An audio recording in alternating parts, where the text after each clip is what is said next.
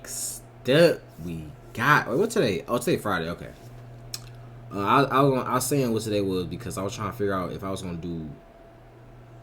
post this on a Scary Sunday, but I'm like, I don't care because I ain't posted one last week. Oh, yes, I did. I posted the other one. Actually, y'all like that video, so I'm gonna come back with him too. Nick Crowley, bro. Yeah, I'm gonna come back with him too. But yeah, today we got Mr. Nightmare. Now I ain't watching little Mr. Nightmare in a minute. No, I love Mr. Nightmare videos. You feel me? So we gonna watch some Mr. Nightmare and Mr. Baller without a doubt. Without a doubt. All right, we got 3 true disturbing police horror stories. Now, I ain't gonna lie, police horror stories. I'm trying to figure out, cause I'm about to say I don't know what could what possibly could happen with scary like police, but I forgot like police be outside doing everything, like they literally risk their lives every day trying to protect us. You know what I'm saying? Even though some crooked cops and stuff like that. But if they're actually doing their job and they're not nothing, you know what I'm saying, no racist stuff going on, they're actually outside protecting us, you know what I'm saying, from everybody. So yes, it's probably definitely a lot of horror stories. So hey, let's see what it is. Time about.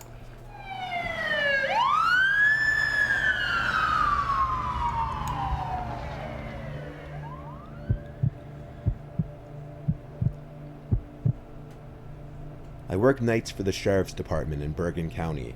I've been on the force for 2 years. I haven't seen too much craziness, aside from late-night drug arrests, a few robbery calls. Oh, and just speaking of police, bro, y'all probably haven't heard, but Michigan, right, where I stay, they've said that the gas prices is so high in Michigan right now. It's like $5 and like $5.30, something like that. So the gas prices are so high. The police said that they're not coming. If you have a problem at your house and it's not like you're not about to die, they're not coming to your house. They said gas is that high. They're not doing no extra stuff. No. And then on top of that, think about all the police officers that's out patrolling like the road, the traffic stops. Bro, all they do is run off gas. Think about when a police officer is sitting in a parking spot or whatever. You know how they be like in like secret places and stuff like that, trying to catch you off guard so you can speed. You know what I'm saying? They sitting on gas. They just wasting gas, bro. So like they got no gas. Police, bro, shit getting crazy out here, bro. I'm not gonna lie. And a few assault calls. I'm not gonna lie. North County. I've been on the force for 2 years. I haven't seen too much craziness, aside from late-night drug arrests, a few robbery calls, and a few assault calls. Northeastern Bergen County is pretty low crime after all, so those are usually the worst calls I deal with. There was this one night that I received a disturbance call to investigate a scream that came from a house nearby. Usually a call like this would mean a domestic dispute, or even just something as harmless as people drinking and being too loud. I arrived to the house though, and I had to confirm twice that it was the correct house, because none of the lights were on. There was a car in the driveway though, a blue Toyota Sienna minivan. Someone was home. I went over to knock on the door a few times. The neighbor must have seen my car because he came out and walked over, reporting that he was the one to call the police. He told me he heard a blood-curdling scream from the house, and that the woman who lives there lives alone but occasionally had her boyfriend over, making it slightly more concerning. I tried the doorknob now, which was Hold on, bro. I gotta close my door, turn my fan off, bro, cause it's getting a little spooky. It's getting a little spooky. Okay, it's getting a little spooky. I gotta make sure everything lock my door, even though it's like 3 o'clock right now, but still. You know what I'm saying? Still though. Alright, so y'all get ready too. Everybody get tucked in. Everybody get immersed. Alright, we getting immersed. Locked. I then made my way around the house, trying all the windows, which were all locked. All but one. More concerning, I tried the doorknob now, which was locked. I then made my way around the house, trying all the windows, which were all locked.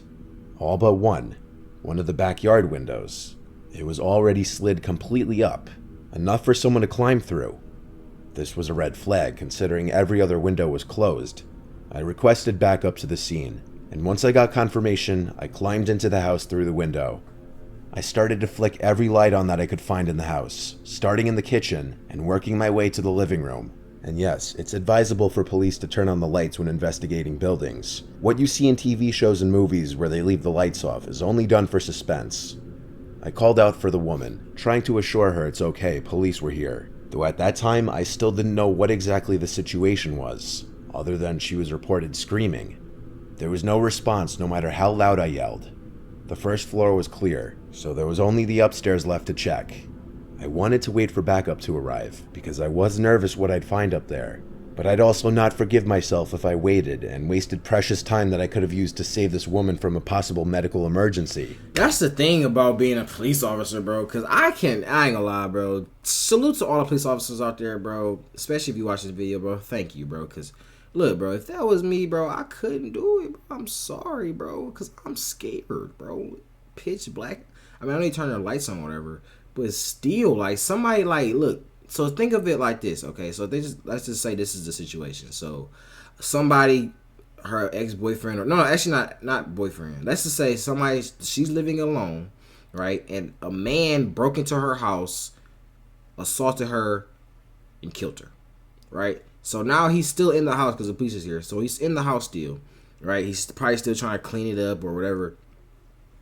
And he hears that the police officer is now in the house with him, screaming, saying, somebody respond. You feel me? So now you are in the house. You're trying to stay as quiet as possible so he can't hear you, obviously. You know what I'm saying? So now, as a police officer, I'm thinking, somebody's in this house. More than likely, somebody's in this house, right? They know where I'm at, because especially you walking around and shit, bro, you're making noise. You know what I'm saying? You're making noise, bro. Police officer probably got loud ass boots on or some shit. You're making noise, bro. You know what I'm saying? So he hear you walking around stairs. He knows where you at, but you don't know where he at, bro. That's the scariest part. He knows where you at, but you don't know where he at. That's the scariest part right there, bro. On God, bro. Like, he could literally be anywhere, just sitting right behind a wall. So as soon as you go around the corner, you know what I'm saying? Anything, bro. Literally anything. So it's like, bro, salute to police officers, bro, because I could not, bro. Not gonna lie. It's too scary for me. Before going up the stairs, I unlocked the front door for when backup would arrive. I then walked up the carpeted stairs quietly, and as I got halfway up the stairs, I peered over the ledge onto the second floor. There were 4 doors up there. I flicked on the light switch in the hallway and called out one more time. I heard a creak-type sound come from behind one of the doors, so she had to be in there. I opened the door, and it was a bedroom. See, this is what I'm talking about. It's like this. So look, he knows he's walking up the stairs. You know, if it's pitch quiet in the house, he's going to walk up the stairs and you can hear it. The stairs is not going to be that quiet, bro. I don't even know no house that stairs is not that quiet anyways, bro. Unless you have like, bro, no, it's no stairs that's quiet, bro. It's no stairs. Especially if it's pitch quiet in the house, bro. No. So you walking up the stairs, this dude could literally be standing right here just waiting for you to walk up the stairs, my nigga. Literally standing there. As soon as you say okay, because I know you probably could do this. You walk up the stairs and turn around real quick or whatever. Try to see where it's at. But even if you do that, bro, he's still looking at you. He can still just shoot you. He just shoot you. You don't know where he at. You know what I'm saying? Say you walk upstairs and you look to your left first instead of all right behind you. You look over here first instead of right here. That's one extra second that he has on you. You know what I'm saying? So, like, bro. The light was off. Shh. I opened the door, and it was a bedroom. The light was off, but the light from the hall was plenty to see a woman laying in bed under the covers. I saw the back of her head. I walked over to her to make sure she was okay, but as I was close, I noticed dark stains that soaked the other side of the covers.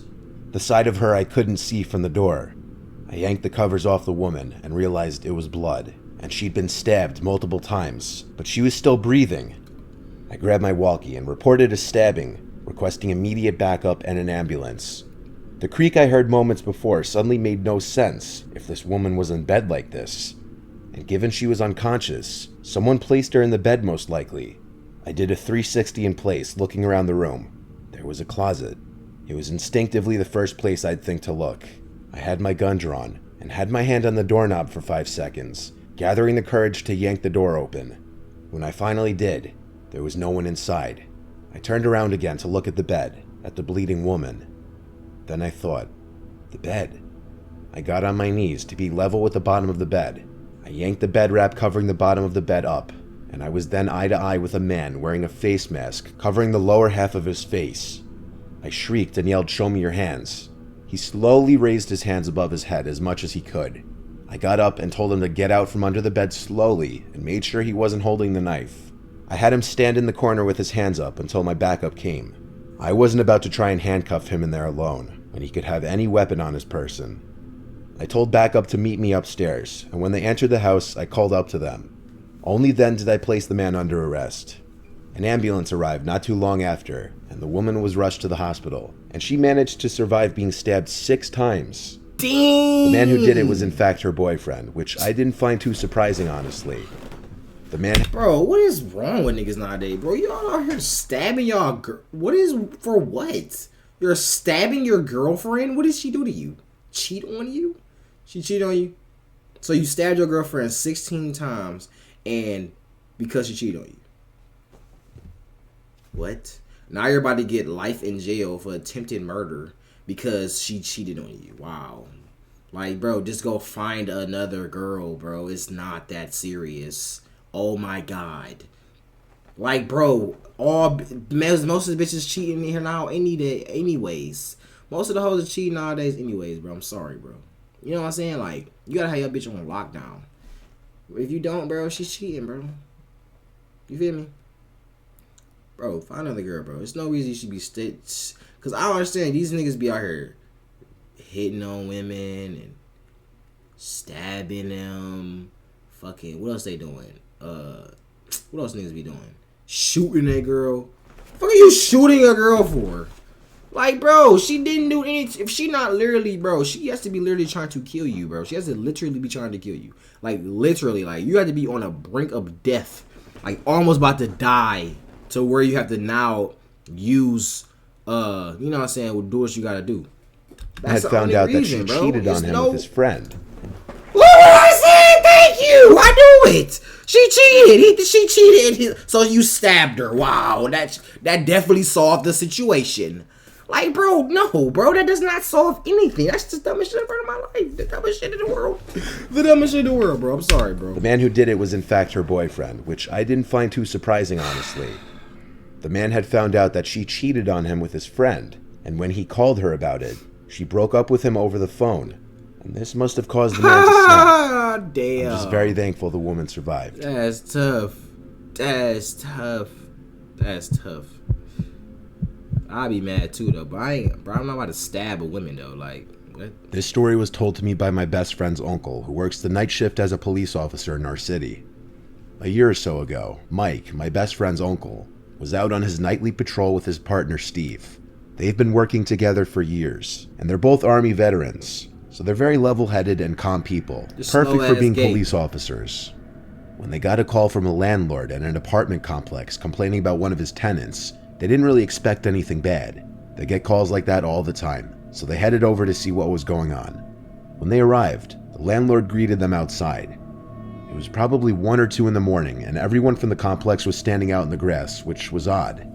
The landlord approached Mike and Steve and started to rant about one of their neighbors being crazy and turning all of the water on in his apartment.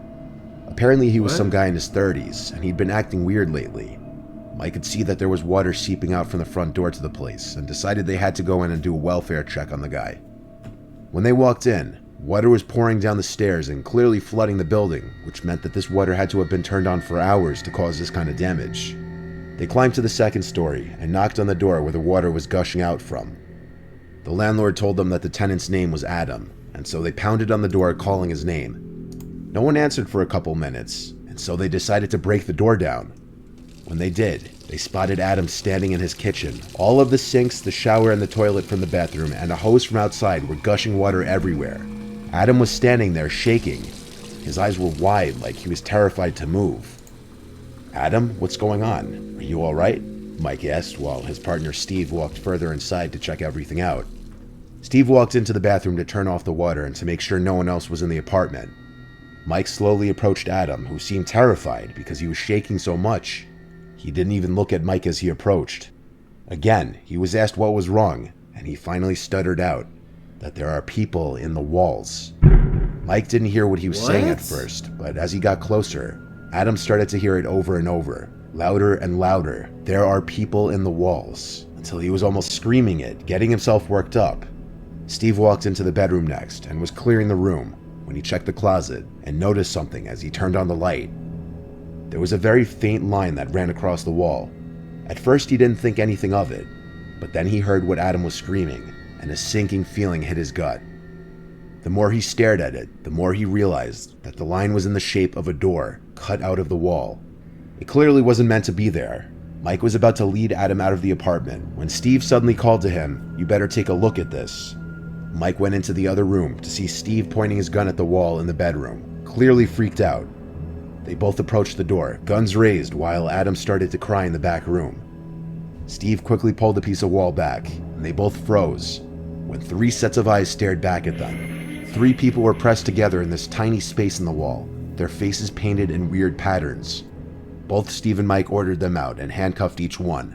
By that time, backup had arrived and some other police officers got Adam out of there. Bro, that had to be literally the worst. I don't know if that was supposed to, they were trying to break in. I don't know what they was trying to do. I was supposed to be literally the worst break-in attempt I've ever heard in my life. So, y'all try to break in this dude's house. So, by trying to break in, y'all went through the walls? What? This is probably the funny part. They probably got stuck in the walls. They dumb. They probably tried to break into their house and they got stuck in the Oh my god, bro. What the fuck? They led the 3 downstairs and sent them off to jail. Mike and Steve were deeply disturbed by the whole exchange. It was only made worse when a couple months later, they found out that the 3 people on the wall were from some crazy cult out in the woods. They were trying to get Adam to join them. They preyed on him because they knew he had a past history of being mentally unstable. They were trying to scare him. He turned on all the water in an attempt to flush them out of his own home. Wow. To this day, Mike and Steve say that this was the most disturbing call they've ever been on. Dang, that's crazy. Niggas is really crazy out here, bro. Niggas, you gotta watch out nowadays for the walls. Niggas is climbing your walls nowadays, bro. Watch out, bro. This one time when I was working a 12-hour overnight shift, I went out on a call for a suspicious person walking house to house, knocking on doors, and saying things to people through their doors or to their doorbell cameras. I arrived to the man's house who called it in, and he explained better in person that it was a middle-aged woman with long, wiry hair holding something behind her back, going door to door yelling at people to open up and mumbling to herself. The man who called the police had a Ring doorbell camera, and so he showed me the footage that it caught. The woman came up to the door, looked at the camera for a few minutes, literally, then pressed the button. She started speaking into the mic of the doorbell, and the homeowner started talking back through his phone, starting by asking who she is and what she wants. She kept saying, "Open the door, she needs blood," and would smile and cackle each time she said it. When he threatened to call the police, she laughed and started basically punching the door and trying to remove the Ring doorbell camera from the wall. Bruh. It wasn't possible to tell if the threat of calling the police is what eventually got her to leave. But when she did, the man saw that she went to the house next door. This was when he actually called 911. The footage was absolutely bone-chilling. It was like a scene from a scary movie, and it wasn't possible to tell what she was holding behind her back. This is why I ain't gonna lie, bro. Niggas I gotta get a Ring light in my house, bro. No cap, bro. That's like the best invention ever, bro. You can literally see who's outside your door, bro. That's like the best invention, bro. No cap. As long as the bitches don't get... If anybody out there got a Ring light, let me know, bro. Like, have your shit ever got hacked? Because I remember seeing a video about this, like the Ring, the missionary made a video, the Ring light, whatever shit's. People hacking people Ring lights, bro. Like, bro, what? I'm not letting nobody... If I have a Ring light in my room and someone hacks my Ring light and they can watch me sleep, like, what? You know what I'm saying? Like, that's the only reason, bro. Other than that, bro, everything cool. You know what I'm saying? Because of the creepy way she backed away from the door to the sidewalk, still facing the doorbell camera the entire time.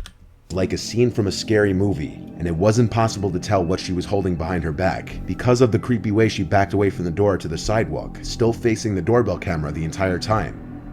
There were 2 or 3 other units on this now, driving around the area trying to find the woman. It was basically a mini manhunt now, and the description being used was possibly armed and dangerous woman. I checked the nearby houses on foot really quickly, then got back in my car and started patrolling the area as well. None of us could find the woman, and then we got a report of a breaking and entering nearby. Someone had called 911 to report that someone had entered their house with a weapon, and the caller was hiding in their bedroom upstairs. The caller also had a doorbell camera and was able to see the woman entering the house through the front door, but not before looking into the camera for a few moments again. I arrived to the house just about the same time as another unit. Entering the house was easy, as the front door was left unlocked, of course. We had to enter with caution, though, with guns drawn, because we didn't know how dangerous this woman was, or what she could be armed with. As we entered and the foyer was clear, another officer and I shouted that the police were here, and we ordered the intruder to come out with her hands up. Then there was a scream for help from upstairs. My adrenaline was rushing, as it does in any situation like this involving armed suspects. We ran up the stairs and followed the screams for help. They led us to the master bedroom. The husband unlocked and opened the bedroom door as we got upstairs, the husband of the couple sitting and hiding in there. They hadn't left the bedroom since the woman had entered the house, and they said she had been clawing and banging at the door only a few minutes ago, and that they didn't hear her leave, let alone even go down the stairs. We had to check every other room in the upstairs for her, and in one of the corner bedrooms, in the pitch blackness, we heard a cackling sound. Not being able to see her, but to hear her, was downright spine-chilling. I flicked on the light to the bed. Bro, this is what you call literally, bro, mentally, bro, what, bro? It's no, like, that is a different type of just weird right there and crazy. Not gonna lie, bro. Bro, she in there laughing, you're chuckling. You're supposed to be hiding from the cops because you're literally breaking and entering someone's house. You're supposed to be hiding from the cops. You say, I don't even care about hiding. I'm gonna just laugh. I'm in a corner of a room in pitch darkness, laughing. We heard a cackling sound. Not being able to see her, but to hear her, was downright spine-chilling. I flicked on the light to the bedroom, and she was there sitting on the bed, already looking at me and smiling. Bruh. She had a huge knife in her hand, and there was blood soaking the bed sheets that she was sitting on. It was her blood. She had just cut one of her wrists. She started saying exactly what she was saying on the first guy's doorbell camera, that she needs blood. We didn't know who she meant, until noticing the little doll sitting between her legs. It was a little girl's doll, covered in the woman's blood. We yelled at her to drop the knife with our guns drawn on her. She just laughed and kept saying what she was saying. Alright, look, see, this is why I can't be a police officer, because right then and there, I'd be like, yep, she needs to die. I'm shooting her right in the fucking head, bro. Sorry. She's fucking crazy, bro. She's fucking crazy. She's fucking crazy. She's fucking crazy. I'm shooting her in the fucking head. Get your ass out of here, bro. You need to, I don't know what you got going on. What you need to, what is it? What's it called? An exorcist, where people be like possessed by demons and shit. That's what she need. She need that, bro. Like, I can't be a police officer, bro. Really something very wrong with her, and reasoning with her didn't seem like it would be possible, but we tried anyway. I asked her, who is this she keeps referencing, and tried to talk nice to her, saying she doesn't have to hurt herself or anybody else, and that we're there to help her. But as she continued to stare at us, mainly at me, and laugh and keep muttering barely understandable sentences, I got increasingly nervous. I had my gun aimed at the giant knife in her hand, contemplating shooting it out of her hand, considering if that was a viable, safe option. But neither of us were expecting what happened next. The crazed woman sprang off the bed and made this growling sound as she was about to lunge at me and presumably attack me, as her knife was raised in the air. I reacted the only way I could in the moment, and I shot at her twice. Thank you. Both times hitting her in the arm, as even though I was still trying to have my sight aimed on the knife, I wasn't expecting her to just jump up suddenly. She dropped the knife and started to scream and cry as she grabbed her arm. We took this moment to subdue her and place her in cuffs. We had to get her an ambulance immediately before she'd bleed out. From the hospital, she'd later be transported to a local jail, and she was later found not guilty on all charges by reason of insanity. She's currently a patient at a mental asylum in my city. She definitely The horror that every party involved in this incident had to go through was unimaginable. From all the people who were scared to open their doors, to a crazed woman welding something unknown behind her back, to the couple that actually almost fell victim to her in their own house, to myself and the other officer that were on the scene before she was in custody. It was the scariest experience of my 10 years being a police officer. Damn, bro. I don't know how this video turned out to be a 24-minute video. I did not expect that to be as long. But hey, y'all like, comment, subscribe. Come show me react to next, man. Follow Instagram, I'm most active at. We on a grind at 10K.